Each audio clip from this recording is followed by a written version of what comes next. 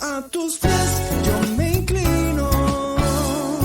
¿Qué me tienes que decir? Queda el tiempo detenido. Cuando vengo a tus pies yo me inclino. Mi oído es para ti, si tú estás.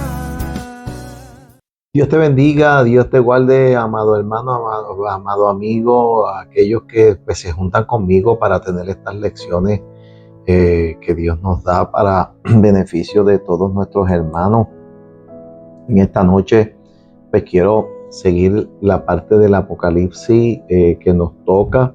Hemos dicho pues que vamos a estar trabajando en los primeros capítulos, sobre todo en este momento que estamos trabajando lo que es el área de la iglesia, el tiempo de la iglesia. Y después que leamos todo lo que tiene que ver con las iglesias, con las 7 iglesias, que ya yo establecí unas pautas que son buenas que usted las vea en la lección anterior, en el video anterior, que tenía que ver con la iglesia de Éfeso, pues que usted las entienda, sobre todo pues aquellas cosas que tienen que ver con por qué hay 7 iglesias que necesariamente no son las más importantes. Yo di las iglesias más importantes, pues las di también en ese vídeo. No pretendo ser repetitivo en ese caso. Así que vamos a orar. Señor, te damos gracias en esta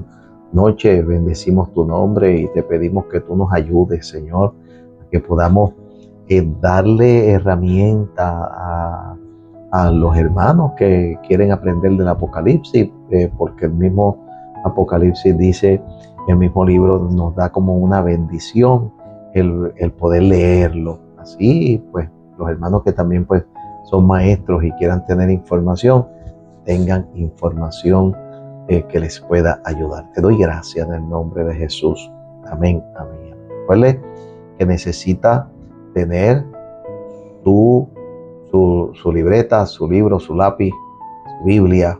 Estos son elementos importantes para lo que estamos haciendo. Y había dicho la semana pasada que aun cuando las iglesias, o sea, se habla de 7 iglesias, que es un número, lo que se llama en la Biblia y en el Apocalipsis, un número que representa el todo, el completo, el perfecto de Dios. Dios hizo el mundo en 7 días y hay un montón de 7 por ahí que Dios los utiliza para mostrar lo que realmente pues tiene que ver con la iglesia en general. La iglesia es un ente que comienza en el libro de los Hechos. Esto es repetitivo, esto es, ¿cómo dice? Dando un poquito de lo que ya di. En el libro de los Hechos, con el advenimiento del Espíritu Santo. El Espíritu Santo es quien guía a la iglesia, pero la cabeza de la iglesia, dice el apóstol Pablo, es Jesucristo. Jesucristo es la cabeza de la iglesia y el Espíritu Santo nos va guiando, nos va ayudando, va poniendo su poder, nos va dando sabiduría y hace pues que se vayan acercando a la iglesia los que han de ser salvos, los que tienen corazón para eso, porque Él conoce a la gente, conoce su corazón, conoce su deseo y pues nos da ese toque de información, nos hace un llamado y nosotros pues respondemos que sí o que no. Y la iglesia por 2000 años ha estado levantando gente maravillosa, gente que algunos se han ido ya y están en el cielo esperando porque pues aparezca algo que nosotros vamos aquí a hablar en un momento dado, que se llama el rapto de la iglesia, el tiempo donde la iglesia será sacada del mundo y llevada al cielo para protegerla de unos eventos que van a venir sobre la tierra y que Dios no quiere que estemos envueltos en ello. Así que como introducción vamos a estudiar la segunda iglesia de Apocalipsis. La segunda es la iglesia de Esmirna. Esta iglesia en Esmirna es una de las 7 y es mencionada en el capítulo 2 del libro de Apocalipsis, del verso 8 al 11. Ahí usted puede leerla, puede hasta detener este vídeo y leerla completamente para que sepa de qué se trata. La ciudad de Esmirna corresponde a la actual Izmir y es una iglesia en Turquía. Recuerde que las 7 iglesias están al sur de Turquía. De todas las iglesias al sur de Turquía, que era lo que en el tiempo de Pablo se llamaba Asia Menor. Cuando usted está leyendo el libro de los Hechos, pues era lo que se refería a Asia Menor, y la más importante, que está en un bordecito porque es parte cercana al mar Mediterráneo, tiene pues como costa el mar Mediterráneo, es Éfeso. Allí sí el apóstol Pablo estuvo, en Éfeso. Yo estuve dando la información en el video anterior, y allí el apóstol Pablo tuvo alrededor de 3 años, y de allí salió gente que pues, estuvo fundando un poquito, ¿verdad?, a los alrededores, pero vamos, millas hacia el norte, pero todavía parte sur, en Turquía, lo que es hoy Turquía. Y Esmirna era una ciudad rica, muy leal a Roma y muy importante comercialmente. Y si era muy leal a Roma, pues ya usted sabe que dentro de las cosas que usted va a estar viendo allí es el asunto de la idolatría. Los romanos eran bien idolatras, igual que los griegos. Los griegos pautaban mucho por la sabiduría. Los romanos también pues fueron bien, vamos a decir, difíciles. Tenían la diosa Artemisa y tenían dioses del Olimpo y 20,000 cosas para que la gente se entretuvieran adorando, cantos de palo, de yeso y de madera y de cuanta cosa había. La iglesia en Esmirna fue una de las pocas iglesias del Apocalipsis que continuó fuerte por mucho tiempo. Recuerden que dije que ya como para el siglo IV, la iglesia de Éfeso ya no se veía como una iglesia poderosa. Esmirna tuvo muchos años, mientras otras desaparecieron relativamente temprano.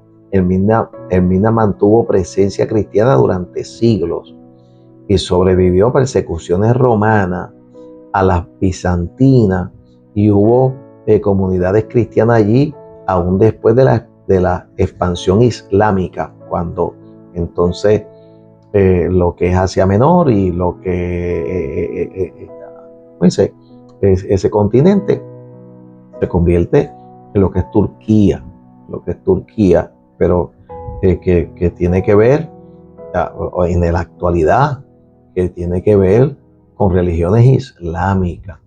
El Islam está allí, y entonces pues el cristianismo ha ido desapareciendo como una fortaleza, como una iglesia fuerte.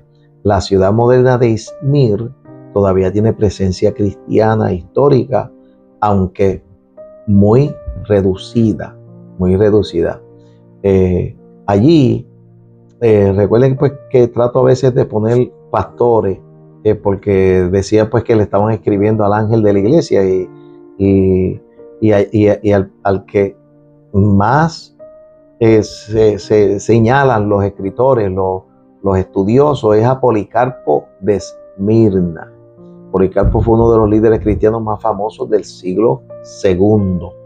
Los escritores antiguos dicen que fue discípulo de Juan, que ustedes saben que dije la semana pasada que Juan murió en Éfeso, y fue el que escribió el Apocalipsis, habiendo sido desterrado antes de su muerte. Fue desterrado a la isla de Patmos, cercana a todo esto que es Turquía. Conoció personalmente a algunos de los apóstoles, cree que fue un discípulo de Juan, y llegó a ser obispo de Esmirna. Que era como se trataba. Cuando el apóstol Pablo escribe a Timoteo, por ejemplo, le habla de diáconos, porque los diáconos fueron los primeros líderes que aparecieron en el libro de los Hechos por causa de una necesidad donde las mujeres griegas se quejaban de que pues, no se le estaba dando un trato igual que a las mujeres hebreas. Entonces aparecen los diáconos, que en ese momento fueron 7, y que el apóstol Pablo pone una lista de cosas que una persona tiene que ser para ser un diácono, pero también para ser un obispo, porque entonces vamos a decir, el sustituto de lo que hoy pues puede llamarse pastor, porque todo se presenta a lo que el apóstol Pablo le dijo a los efesios con relación a los 5 ministerios. Entonces a veces creemos, bueno, o tratamos de amarrar una cosa con la otra, ¿no? Pero el apóstol pues habla de obispos. Entonces buscamos, bueno, pues obispo es un líder. En nuestros tiempos, a veces el obispo es el líder de los demás pastores, de muchos pastores, y tienen una posición. En ocasiones pues es así, pero también tiene su descripción allí. El apóstol Pablo le da instrucciones tanto a Timoteo, que usted lo puede buscar en las cartas de Timoteo, en la primera carta, y también a Tito, que también el apóstol pues lo puso para poner ancianos en las iglesias, que es el otro concepto, el concepto de anciano. En este tiempo inventan cosas y uno no sabe de dónde las sacan, y la gente pues tiene títulos, y como todo el mundo quiere tener un título, y un título que sea de caché y grande, y que parezca que uno es uno grande, pues le ponen un montón de títulos, pero en el principio no había muchos títulos, había 5 ministerios que usted los conoce, están allí expresados en lo que es el libro de los Efesios, y en algunos otros pues le añaden unos sextos por lo que es el servicio también, lo que es el servicio, no tan solamente lo que son los profetas, lo que son los maestros, lo que son los pastores, los evangelistas, sino que también pues le añaden uno que otro más con servicios, etcétera, etcétera. Pero de eso, pues los títulos, lo que les dije, obispo, que no tiene que ver nada con la iglesia tradicional, sino que tenía que ver específicamente con la iglesia pues que fundó el Señor Jesucristo y que el Espíritu Santo está llevando a cabo todavía. Entonces, le dije que era del 8 al 11. Dice, y escribe el ángel a la iglesia de Esmirna, el primero y el postrero. Recuerde que les dije que estos títulos están en el capítulo 1, todos los títulos que tienen que ver con Jesucristo, y luego a las cartas no se le dice el Señor Jesucristo dice así, sino que se le da un dato que tiene que ver con una identificación del Señor Jesús, el primero y el postrero, el que estuvo muerto y vivió, dice esto, y eso es una relación directa con Jesús, con nuestro Señor Jesús. Otra forma de presentación es el alfa y la omega. El alfa en la mayúscula es una A, ¿verdad? Que nosotros todavía lo usamos, la A.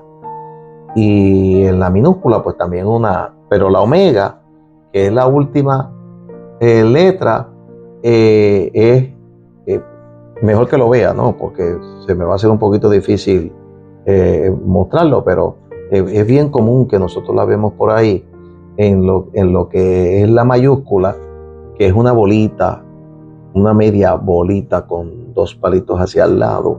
La ves en esta tablita que le debo estar presentando, pero va a ver en la omega que es como una W cuando es en minúscula.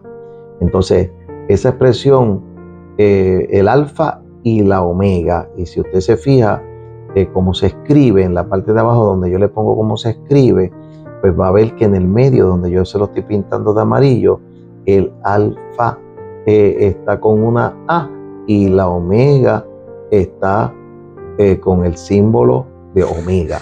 El símbolo de omega. Ahí pues, lo va a poder apreciar. Y el Señor Jesús utiliza esos dos símbolos para Él determinar que Él es el principio y es el fin, el alfa y la omega. Pero aquí en el 8 dice el primero y el postrero. El primero y el postrero. O sea, el primero no es primero de la creación. Todo esto está relacionado con la iglesia y está relacionado con el hombre, con la humanidad. El primer hombre, aun cuando dentro del Génesis se determina que la categoría de primero fue de Adán, el primer Adán, y ahora el Señor está diciendo que Él es antes que Adán. Él es antes que Adán. Y es el postrero, o sea, que será el último también, que será el final. ¿Por qué? Porque el Señor ganó la categoría, todas las categorías de ser primero y ser postrero. Es el determinante, Así que algo bien marcado a los discípulos que les servían como forma de identificación es llamar a Jesús el que estuvo muerto y vivió. Es el primero de los que llegan al cielo. Es el primero de los que resucitan. Es el primero de los que resucitan. Y pues una marca del Señor Jesús. Y mire cómo dice, yo conozco tus obras y tu tribulación. Si fuéramos a ver a Esmirna como un segundo periodo, pues entonces tenemos que ver el periodo de la tribulación, de la persecución, la iglesia perseguida. Recuerden pues que yo estoy diciendo que las iglesias en general en los 2000 años tiene de todas. Dice, yo conozco tus obras, tu tribulación y tu pobreza, pero tú eres rico. En tiempo de persecución, pues había escasez.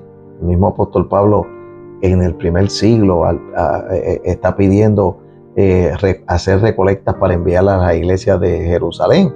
Entonces, a esta que está en Turquía, en Asia Menor, le está diciendo, yo conozco tu pobreza, pero tú eres rico, y conozco la blasfemia de los que se dicen ser judíos, y no lo son, sino sinagogas de Satanás. Y yo no sé si usted se acuerda que a la de Éfeso, el mismo Espíritu, el Señor, le habló de aquellos que decían que eran apóstoles y no los eran. Entonces, los efesios los señalaron y los sacaron a la luz de que ustedes no. Ahora a esto le está dando otro elemento de persecución que son los judíos. Y no vea esto peyorativamente o como se ve o como se ha visto en ocasiones para señalar a los judíos, porque a los judíos usted los conoce de la Biblia, los conoce de todo lo que nosotros entendemos y lo que leemos, que eran duros de servir, pero es el pueblo de Dios, son la gente que Dios levantó como pueblo. Y si tiene un poquito de duda, véame los lunes que voy a hablar del libro Los Jueces, para que usted vea el trato de Dios con ese pueblo. Entonces, pero habían judíos también que perseguían también a la iglesia, porque no podían entender que la iglesia se estuviese tomando la posición de ser los hijos de Abraham, de ser los llamados, de ser a los que Dios tiene como pueblo, y eso pues trajo conflicto aún en el principio. Y no todo el judío, dice el apóstol Pablo, que no todos los judíos son judíos, son hijos de Abraham. Eso hay que entenderlo. Una de las mayores persecuciones de la iglesia al principio, pues vino de los judaizantes que querían que la iglesia se circuncidara, que la iglesia hiciera ritos o se hicieran prosélitos judíos para poder ser iglesia. Y este conflicto lo estaba viviendo la iglesia de Esmirna entre los más grandes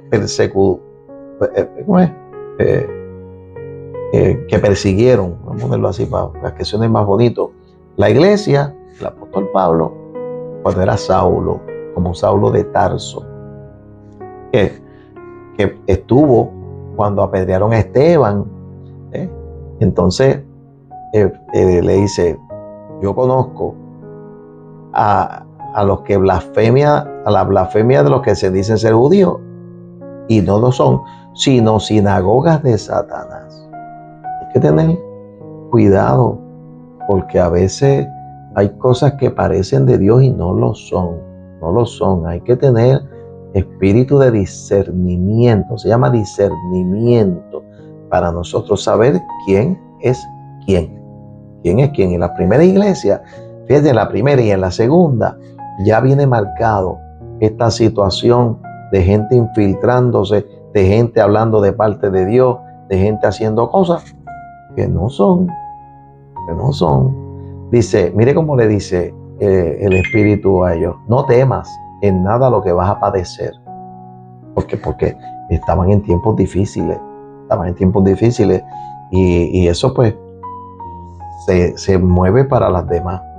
He aquí el diablo echará a algunos de vosotros en la cárcel para que seáis probados y tendréis tribulación por 10 días. Sé fiel hasta la muerte y yo te daré la corona de la vida. No quiero añadir interpretación a los 10 días, porque leo varios comentaristas y entonces todo el mundo trae una opinión diferente. Entonces no, ¿qué yo les puedo decir? Que fueron 10 días literales, que fueron 10 años, ¿qué le puedo decir?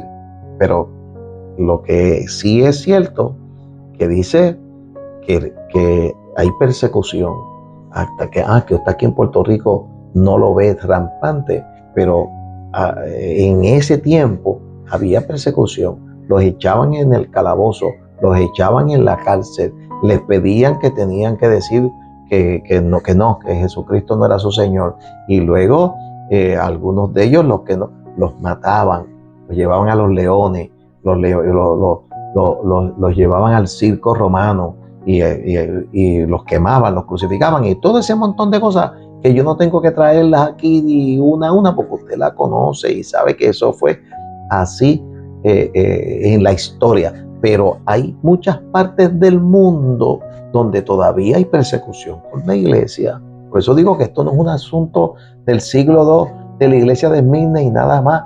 En el siglo XXI, 21 siglos después, o vamos a decir 19 siglos después, todavía están persiguiendo a la iglesia en lugares. Y hay quien paga con su vida y paga con sus pertenencias y pagan con su casa y pagan con su trabajo y pagan con diferentes cosas que ocurren. El que tiene oído, oiga lo que el Espíritu dice a las iglesias. El que venciere no sufrirá daño de la segunda muerte.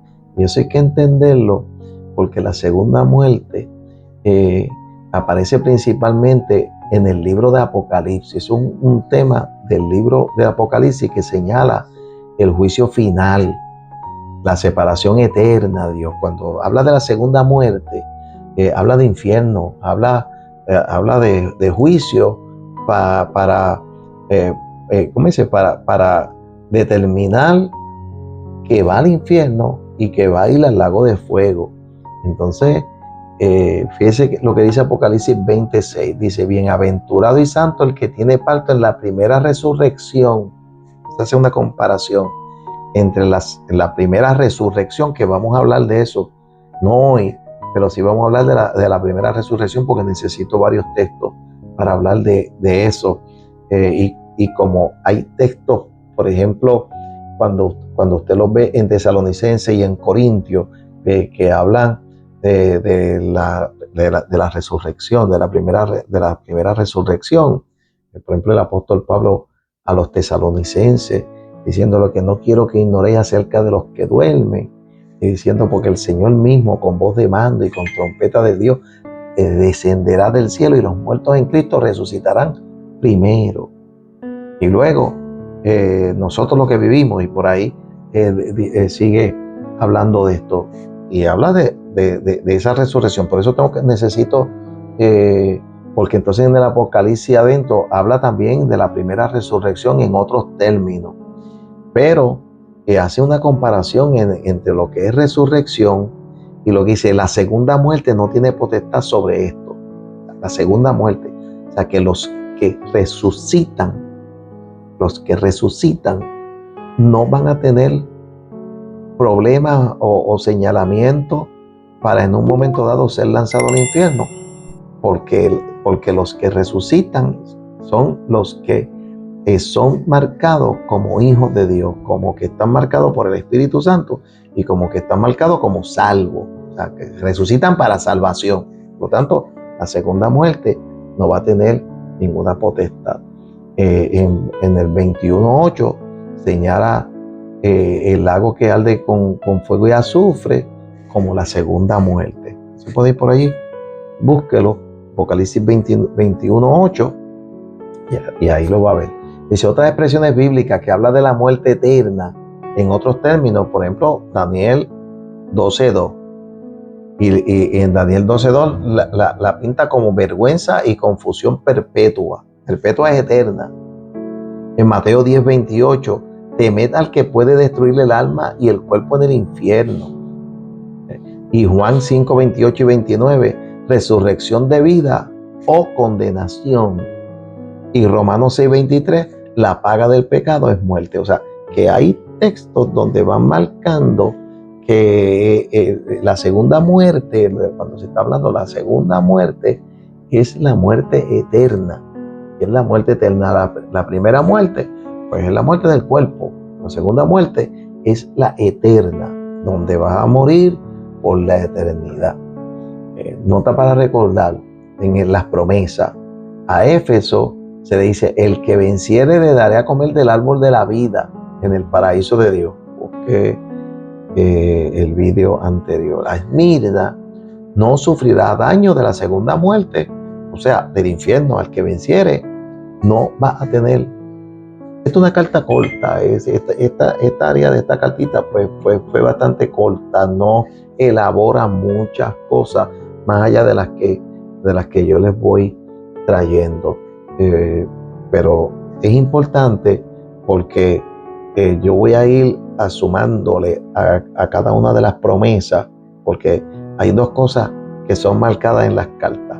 Una es la presentación de Jesús, o son tres, porque una es la presentación de Jesús, otra es saber si el Señor le da buenas noticias o si le da señalamiento, y la tercera, siempre hay algo para el que venciere.